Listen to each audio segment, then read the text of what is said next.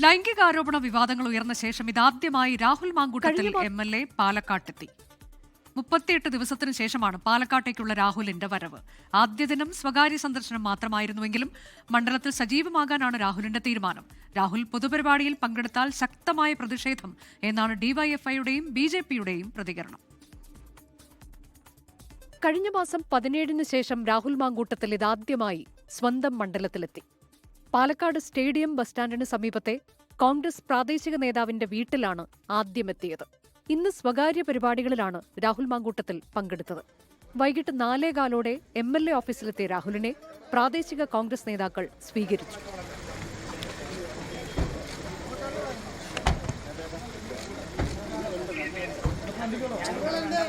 ലൈംഗികാരോപണ വിവാദങ്ങളിൽ രാഹുൽ മാങ്കൂട്ടത്തിൽ പ്രതികരിച്ചില്ല.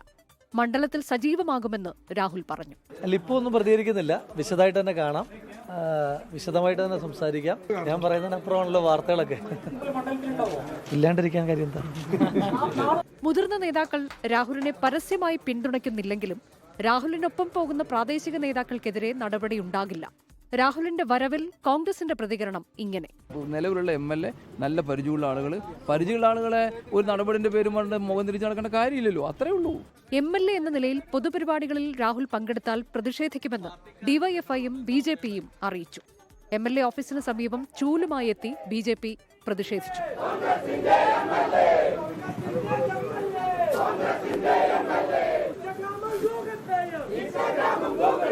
ഔദ്യോഗിക പരിപാടികളിൽ രാഹുൽ പങ്കെടുക്കുമോ എന്ന കാര്യത്തിൽ വ്യക്തതയില്ല.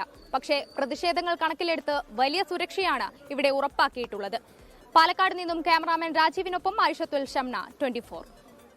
ലോകത്തെവിടെയായാലും ഏത് സമയത്തും 24 വാർത്തകളും ഓഗ്മെന്റഡ് റിയാലിറ്റി പാക്കേജുകളും എക്സ്പ്ലെയിനറുകളും വിശദമായി കാണാൻ ഞങ്ങളുടെ YouTube ചാനൽ നിങ്ങൾക്ക് സബ്സ്ക്രൈബ് ചെയ്യാം.